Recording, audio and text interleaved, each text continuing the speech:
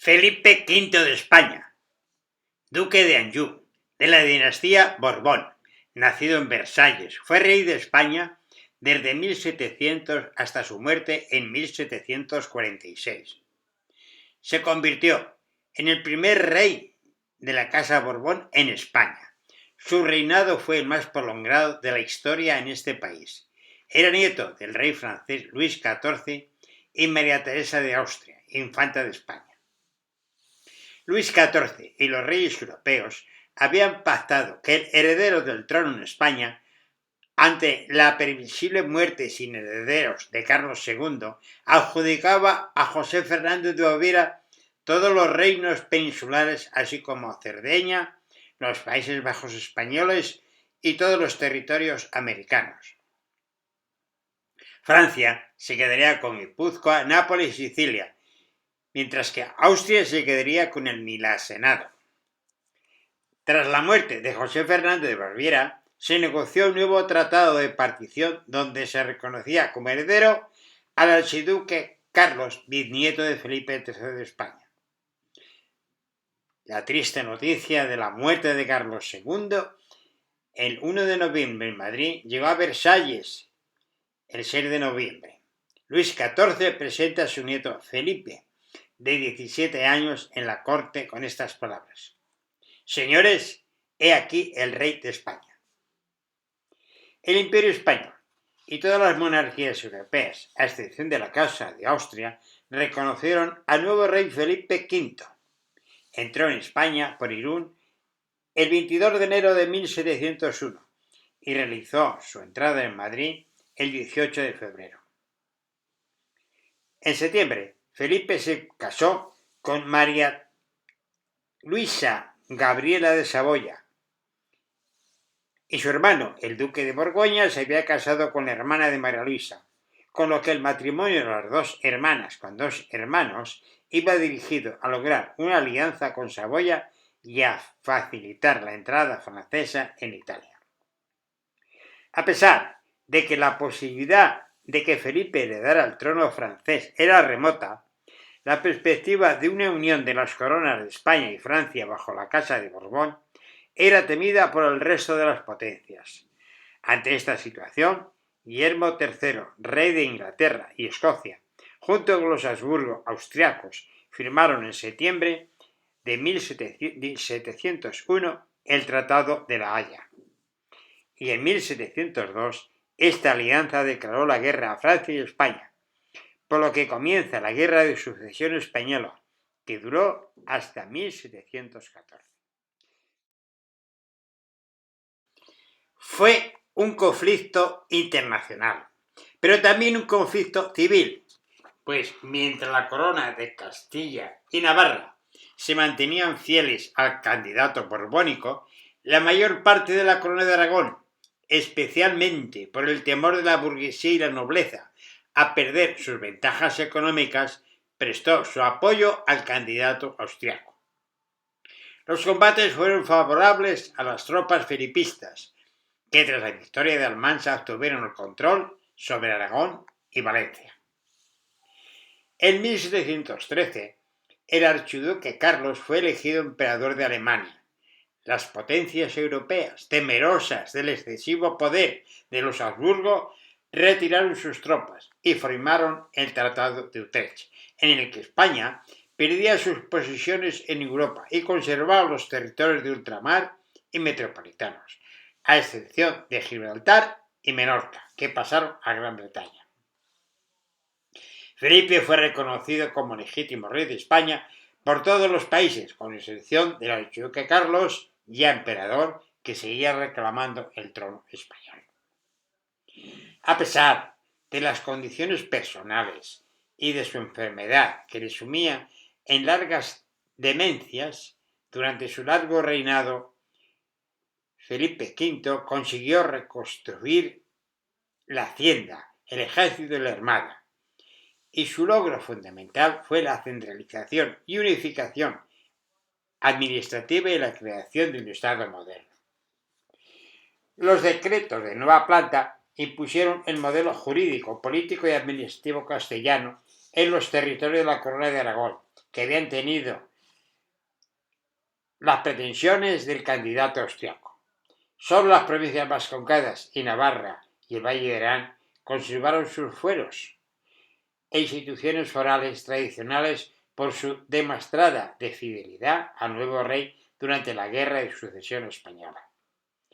Se organizaron las Cortes de Castilla, en la que se integraron progresivamente representantes de los antiguos estados aragoneses. Luchó contra la corrupción y estableció nuevos impuestos para hacer más equitativa la carga fiscal, favoreciendo la agricultura y creando manufacturas reales. Al final de su reinado, los ingresos de la hacienda se habían multiplicado y la economía había mejorado. Felipe V fomentó el desarrollo artístico y cultural. Ordenó la construcción del Palacio Real de la Granja de San Ildefonso, al cual se retiraba a cazar y a recuperarse de su depresión. Se construyó el Palacio Real de Madrid y reformó el Palacio de Aranjuez. Felipe V fue el fundador de organismos culturales como la Real Academia Española y la Real Academia de la Historia, siguiendo el modelo francés. También el rey realizó una profunda removilización del ejército y se inicia la reconstrucción de la Armada con buques modernos y apertura estilleros españoles. Esta política sería progresada por sus hijos y hasta finalizar el siglo, el poder naval siguió siendo uno de los más importantes del mundo. Limitó el poder del arzobispado y las funciones de los obispos, reduciendo así el control de la Iglesia. La educación pasó a manos del Estado. La educación universitaria fue reformada a fondo y se implantó el sistema de becas. La enfermedad que padecía desde la adolescencia y que provocaba en el rey ataques transitorios de depresión, impidió que Felipe V pudiera cumplir regularmente con sus tareas de gobierno. Por ello, el verdadero poder lo ejercieron sus primeros ministros, con algunos cortesanos, como la princesa de los Ursinos y la segunda mujer de Felipe V, Isabel de Farnesio, con la que se había casado y la que pretendía curarlo de melancolía con el canto del Catastro de Farinelli. Los protagonistas de este periodo fueron Isabel de Farnesio y el primer ministro Giulio Alberoni, que tuvo como objetivo la recuperación de territorios italianos para situar en ellos a los hijos de Isabel de Farnesio. Con este objetivo, en 1717, las tropas españolas conquistaron Cerdeña e invadieron Sicilia. Por ello, Gran Bretaña, Francia, Holanda y Austria firmaron la cuádruple alianza contra España. Una escuadra inglesa destruyó la armada española en Cabo Pesaro y los aliados solicitaron como condición para la paz la dimisión de Giulio Alberoni, promotor de esta política. En enero de 1724, el rey Felipe V firmó un decreto por el que se abdicaba y nombraba a su hijo Luis de 17 años. Los motivos de esta abdicación no se conocen. Los reyes padres Felipe e Isabel se retiraron al Palacio Real de la Granja de San Ildefonso, perfectamente informados de lo que sucedía en Madrid. Luis I reinó solamente 8 meses. A ver qué pasa aquí. A mediados de agosto enfermó de viruela y murió. Al haber abdicado Felipe V, su sucesor tendría que haber sido el otro hijo varón, Fernando, de 11 años de edad. Pero la rápida actuación de la reina Isabel de Farnesio lo impidió. Se enfrentó a sectores de la nobleza castellana que apoyaban a Fernando. Argumentaban estos que no cabía la marcha atrás en la abdicación de un rey. La reina presionó al Consejo de Castilla para que pidiera a Felipe que recobrara el trono. Una semana después de la muerte de su hijo, Felipe V volvía a ostentar la corona de la monarquía y su hijo Fernando era proclamado príncipe de Asturias y jurado poco después por las Cortes de Castilla, convocadas a tal fin. Durante los últimos años de su reinado, la enfermedad mental y el deterioro físico de Felipe V se fue acentuando. Se reflejaba la decrepitud del rey, hinchado y torpe, con las piernas arqueadas y la mirada perdida. Murió en 1746 de un ataque cerebrovascular. Por deseo de Felipe V, sus restos reposan junto con los de segunda esposa Isabel de Farnesio en un mausoleo emplazado en la Real Colegiata de la Santísima Trinidad, en la llamada Sala de las Reliquias, dentro del Palacio Real de la Granja de San Ildefonso en Segovia. El historiador Pedro Bolces destacó el deterioro mental de Felipe V durante su vida. Así relata una de las múltiples crisis que padecía. Los desatinos del soberano eran permanentes, empeñado en llevar siempre una camisa usada por la reina, porque temía que le envenenaran con una camisa. Otras veces prescindía de esta prenda y andaba desnudos ante extraños. Se pasaba días enteros en la cama en medio de su ciudad. Hacía muecas, se creía una rana y se mordía a sí mismo. Cantaba y gritaba desaforadamente. Alguna vez pegó a la reina, con la cual se peleaba, y repitió tanto sus intentos de escaparse que fue preciso poner guardias en su puerta para evitar su fuga.